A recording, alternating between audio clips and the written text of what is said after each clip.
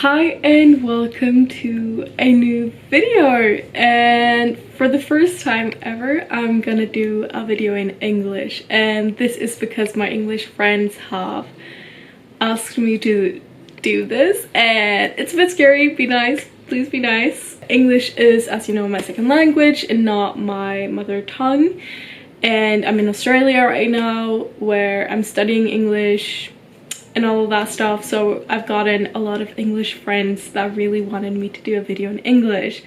So from now on I think I'm gonna do a combination of Swedish and English videos so that everyone can watch it, even though I feel that it's a bit cringe, but you're welcome, Saki, if you're watching this. So today I thought we could talk about the books I read in November and December, because since coming to Australia I haven't really been prioritizing reading, or like not necessarily that I haven't prioritized it, it's more that I haven't had the time, honestly. Like there's so much going on and I travel a lot, I have school, I have friends, my mom was just here, and a lot of stuff that's going on that has just led me to like not prioritize it, or honestly just not have the time to like actually sit down and binge read the way I usually do. But with that said, it's still a lot of books, it's still some thick books, it's probably more than like the average person reads, but it's like it's a lot less than I usually read. So let's start with the books I read in November, and a lot of these I don't have physically with me. I had some of them, but I have sent them home, so I don't like have them with me right now. I think it's honestly one book out of all of these that I actually have physically right now. But let's start. And I started November with reading 1984 by George Orwell. For you who don't know, this is a dystopian classic that is basically based on a totalitarian this will be me a lot in this video. A dystopian society where the state controls like truth, language, even so far as thoughts. There's a thing called thought crime, where you basically think something that is considered like against the law from the state. And we follow a man he works for the state but is secretly rebelling against the system, and what happens with him when he rebels. I found this book so interesting. I was so surprised because I'm not a classic girl. Like I love dystopian novels, and that's why I think it was good for me to kind of get into it by reading a dystopian novel. But I really loved it. I found it so interesting and so eye-opening. I underlined so much. I had a discussion with my teacher actually about underlining in books because he saw me doing it, and I was like, I just have to, like there's so many good quotes and stuff that I just really loved it. After that I read the Christian nonfiction book Crazy Love by Francis Chan. This is like, I don't really know how to describe this book, and I also read it throughout a really long time. I think I started reading it in 2024. It's 2026 now. Well, I read it in 2025, but I just took my time with it, and I didn't want it to be a book that you kind of binge read. I think some of people would enjoy that, but I just really wanted to take my time with it because it's basically like how you live an authentic and committed life with faith and God and everything like that. And I'm a person who can sometimes have a hard time talking about my faith and my religion, and it's not necessarily that I think it's cringe or something like that. It's absolutely not. It's just that I never grew up in a religious household. Like I think I was the one who got my parents into religion and into like Christianity and stuff, so I never grew up with knowing everything about it. All I learned was things I learned from my Christian choir and school and a lot of that, and I've always felt that my knowledge is so slim that I'm so afraid of not knowing things and saying the wrong things and basically doing anything wrong that I I never really talk about it, and I feel like it's such an intimate thing to talk about for me. I know that for some people it's not, but for me it really is, which makes it kind of hard to talk about because it's just so intimate, you know. But I really like this book, and I really like that I took my time with it so that I really could absorb everything. But after that, I read a book that is the total opposite, and that is Nightshade by Autumn Woods. This is a dark romance, and like the themes are mostly like exploring obsession, power, and, you know, morally great characters. I'm not normally a girl who likes dark romance. That's not really my jam, you know. I prefer my silly, goofy romance novels that are lighthearted and heartwarming and all of that. And I actually didn't read the blurb when I bought this book. I think I went into Target and saw it and was like, oh, that looks good, and just bought it. And I think it was like $5 or something, so. But I really like this one. I don't think it was necessarily that dark. Like, I've read one dark romance before and it was dark and I got traumatized. No, I'm kidding. But I just realized that it wasn't my genre, but I'm actually really excited to read the next one in the series because I really binged this book and I really enjoyed it.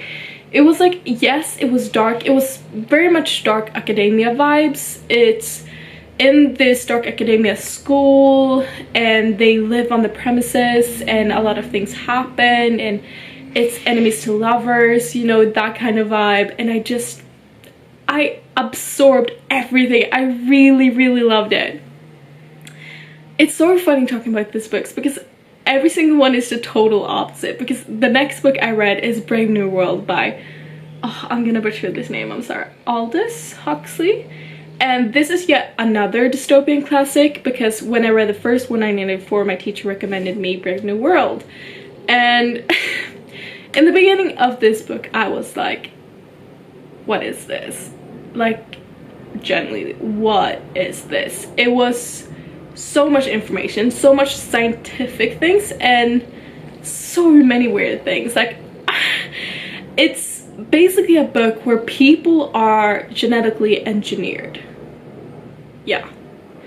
And they're very much conditioned to be in a certain place in the society. Like, they have groups of people and they're conditioned from a very early age to only like what you have and not be envious of the other groups, basically. So they have their group, they stay in their group, they never stray away from that.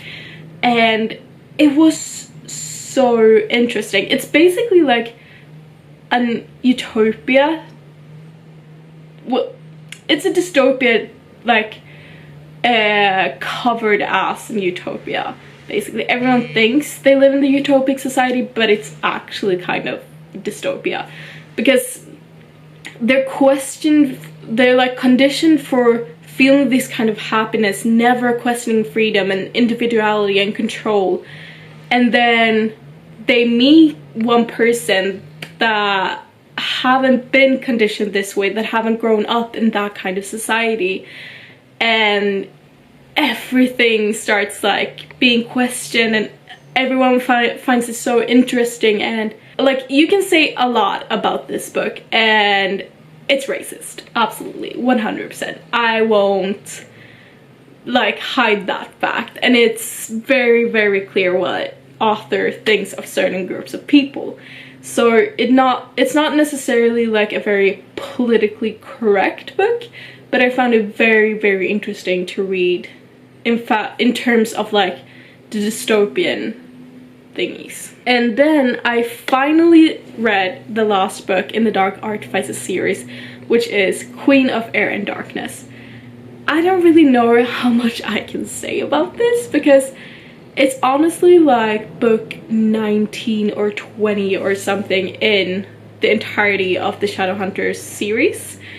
But it's a lot about forbidden love and sacrifice and conflict, and I found it really interesting because I did a spin, which is basically a special interest class in mythology when I was in Brisbane, that actually talked about some myths that Cassandra Clare explores in this book that I didn't know was based in actual myths, like the Nephilim and Lilith and all of that. And I just thought, honestly, that she came up with that. And then in the spin, we talked about it and explored that more, and I realized that it's actually based in mythological creatures, and that I found that so interesting, that how she like intertwined myths and reality into a fantasy series that is so long, and she just keeps publishing books about it.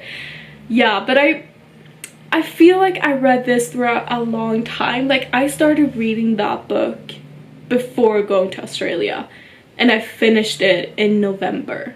Like, it took me from September, in the beginning of September I think I started reading it, until like middle of November to actually finishing it.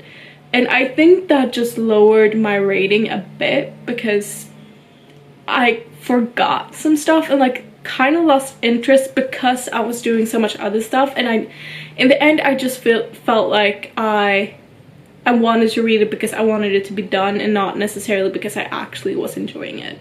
And then another disappointment. I read Fake Skating by Lynn Painter, and this is a contemporary sports romance. Okay, so we have these two childhood best friends that had a fallout, and then one of them moves back into their hometown because she moved away. And there's a lot of feelings, a lot of angst, like the other one thinks that the other one like kind of was the reason that they fell out of contact, and they like started falling in love when they were younger, and then they just they basically just ghosted each other, and then suddenly they have to fake date. Danny has to do it because it would look good on her resume to like get the positions she would, and like all of the things that follow if she was dating the boy, Alec. I think it's Danny and Alec. And Alec would benefit from this fake relationship because then he would get a better image. So you follow that, and then they like explore the history, trying to figure out what went wrong. And there's a lot of miscommunication in this book, and it's also a YA romance. And I thought I wouldn't say this, but I felt like it was a bit too YA for me. Like, I'm almost 21 by this time, and I just think that maybe like YA romance isn't necessarily my thing anymore. And it pains me to say, like, YA dystopian and fantasy is another thing, but just YA romance, it doesn't really hit anymore, and I hate that. Maybe it was just this book, but it just didn't hit. And then another disappointment after that, which was The Striker by Ana Huang. And this is a really thick book about a relationship between a football player and a ballet teacher. And this is like all of Ana Huang's book Swedish. All of Ana Huang's books is kind of like in the same universe, which means that you've seen some of the characters before. And my reading order that I would recommend would be read the Twisted series, then the King of Sin series, and then the Gods of the Game, I think this series is called. I just thought like the first half was really good, and then I just didn't enjoy it anymore. I think it was kind of repetitive, like all of the things were just repeating, and the arguments they had and all of it, like, it could have been executed so much better. And I was just kind of disappointed because Ana Huang is one of my favorite authors. I love the entirety of the Twisted series. I loved like every single one of the King of Sin series so far, but it didn't hit. It was so long. I think it's like 550 pages or something, and I can accept that in some books. Like, I really love Lauren Asher's Lakefront Billionaire series, and they're really long as well. But then you really have to know what to do with the space and not just filler and repeating the same arguments and stuff all over again. Then it doesn't hit. After that, I read Problematic Summer Romance by Ali Hazelwood, and this is an age gap romance, and I do love myself an age gap book. I think it's one of the best series, especially when it's like that you have history. This is brother's best friend trope, and the premise is basically, oh my god, the birds, I don't think you understand the birds here in Sydney. They're diabolical.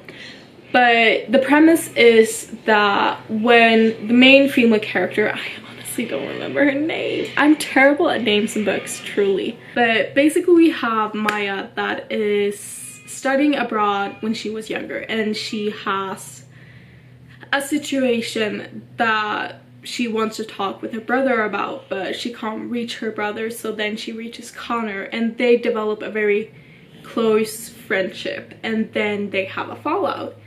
Years later, they're going to the brother's wedding in Italy, and then they have to meet each other again, and they haven't talked since like the fallout of their really close friendship, and she has feelings for him. Of course she has feelings for him, and he has for her, like, of course, but he doesn't want to admit it. He's like, I'm so much younger than, oh my god, I can't speak. He's like, I'm so much older than you. She's 23, he's 38, and for some people I can see why that would be an ick for them, like him constantly being like, oh, I'm so much older than you, la la la la.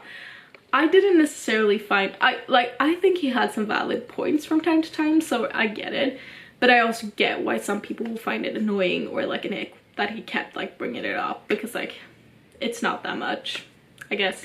But after that, or like at the same time ish, I read The Hunger Games by Suzanne Collins. I think I try to reread The Hunger Games at least once a year. I just really enjoyed this series, and I think it's such a banger to reread. Especially like I'm a person who always have an audiobook or like music or anything on basically when I fall asleep, because I can't fall asleep otherwise. And honestly also like when you have a roommate and stuff like that, sometimes they're like watching a video or something with noise on, and then it's just nice to like have something in your ears to like kind of block them out. So I reread The Hunger Games for I read them a lot of times, and I feel like I don't have to give you the brief of that. Like, you should know it.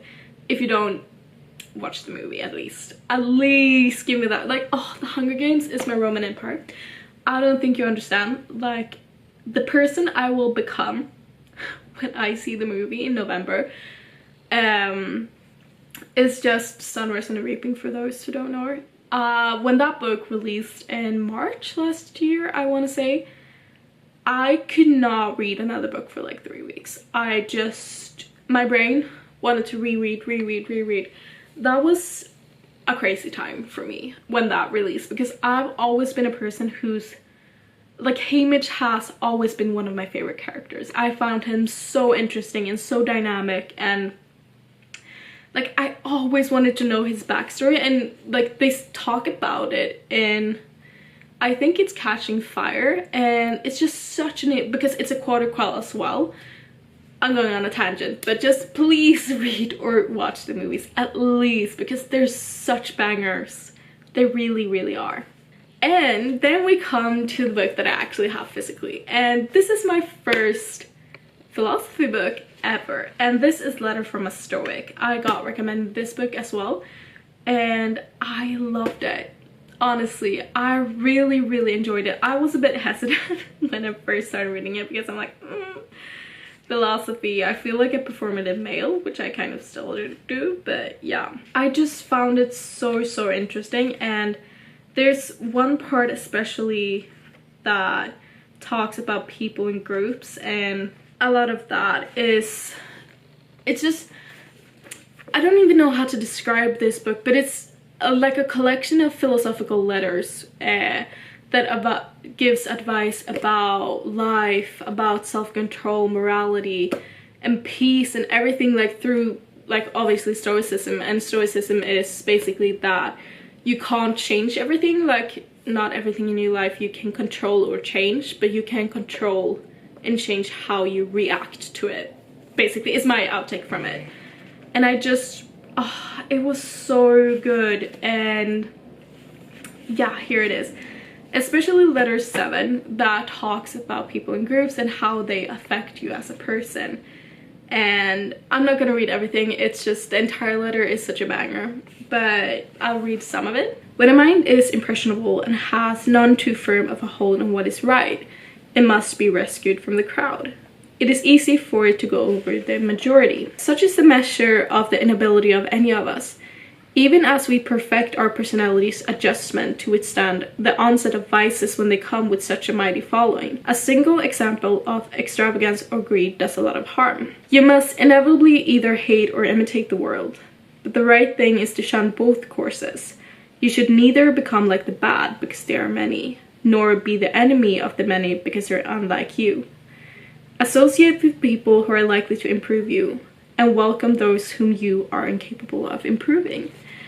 I really love this book, and I can't find it in me to send it home because I just find myself rereading letters and passages all the time, like when I'm having a bad day, or I just like, oh, what should I do? I find myself like rereading. I've underlined so many things, and I've even dog-eared pages. Like, I myself find it a crime to dog-ear pages, but I'm just like, I need to know where everything is to find it. Now we only have a few books left. After this, I read a romance, and it did not hit as good as Letters from a Stoic did, to be honest. And this is The Heartbreak Hotel by Eleanor Clover. And the premise is that the main girl character is in a breakup. She gets cheated on and breaks up with her boyfriend, and the only thing she wants is the house. But to be able to keep the house, she needs to redo it to an Airbnb because it's like 8 bedrooms or something. And she don't necessarily have the money because she's renting it, like they were renting it, to keep it by herself. So she redos it to an Airbnb and like calls it the Heartbreak Hotel to make it a place where people who's been in a breakup or gotten divorced or like lost their partner in some way can go and find peace with themselves and do like hikes and stuff. And I found that very interesting. I actually bought this book when I was in New York, and I mean, it was fine, but I'm kind of tired of romance. And I hate saying that because romance is like one of my biggest genres, but after reading everything else, I'm just like, it's not that I shun the genre or like dislike it. I just think I've read so many romances since I started like really reading again that it doesn't hit. Now I gotta speed run because I need to leave to school soon. But then I reread Harry Potter and the Goblet of Fire yet again. This is just one of these books I have in my headphones when I like go to sleep, and I don't necessarily like pick up on everything. Like, this is mostly to have something in my ears when I fall asleep. Of course I listen, it's not that, but like also if I fall asleep and miss some parts, I'm not gonna go back, you know. So take it with a grain of salt, you know, because I don't know how much I actually like absorb when I read this book. This is why I never like actually listen to a book I'm currently reading when I go to sleep, because I know I will fall asleep with my AirPods in, and then I will have to try to search back to where I was before I fell asleep, and it's more time than I want to spend on it. Then we have 3 more books, and these are some of the books I read in my 24-hour readathon. I think Harry Potter and the Goblet of Fire was there as well, but one of the biggest books was Fearless by Lauren Roberts, and this is the final book in the Powerless trilogy. My English. And I don't know how much I actually can say about it because it's the final book in a trilogy, but I like this series, but like, I think the people who are in the book community knows about the controversy towards this series, and that's one of the things I recognized when I was reading the first one that's called Powerless, because this book was released in 2022 or 2023, I think. And Victoria Aveyard, the author of Red Queen, that released in 2015, a book I like, that was a book who's like almost got me into reading, like that and the book Fangirl. I adore Red Queen. I don't particularly like the other ones in the series, but I adore Red Queen. And I felt that Powerless was more or less copy-paste of Red Queen and Hunger Games. So I find it so hard to rate her books because, like, yeah, they're good, but they're also like kind of copyright, you know. Yeah. Oh well, that is that. Then I read The Long Game, or Lessons in Power. It's called different things based on like what editions you buy. I think they got republished quite recently, and then Jennifer Lynn Barnes, the author, renamed them. I did the mistake of simply buying this book. I bought it in New York as well, and I didn't, like, I read the blurb on the back, but I didn't do enough investigation about it that I actually accidentally bought the second one in a duology, and I didn't find it like that hard to read. I didn't understand until like 2/3 or something throughout the book that I accidentally bought the second book in a duology. But I mean, it was good, it was fine. It's a YA murder mystery, and I love a murder mystery, especially if it's YA, because then it's not too gory, because I don't like gore at all. And it's basically this book that you're following the main character that is the granddaughter of a very influential and wealthy man. I felt that it was a bit too much like The Inheritance Game by the same author, and this main character goes to a very prestigious school where a lot of things start happening, and FBI gets involved, and there's murders and mysteries, and she's just in the middle of everything, basically. And then to the last book that I read of the year of 2025. And this was Fearful by Lauren Roberts. This is a companion novella to the Powerless trilogy. There's 2 of them. And this is like the last one, and this is just like a deeper insight into the character, their fears, their emotions, kind of a little bit what happened like throughout Fearless, and like a little bit more of other characters' perspectives that we didn't necessarily get in that book.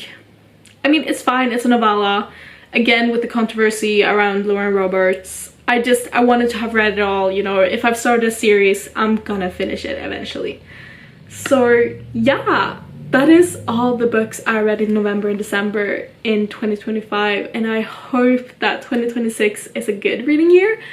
I've changed my genres, like did a 180 basically, so it's gonna be interesting to see what kind of books I read this year and how much time I actually get to read, because I'm still in Australia until May.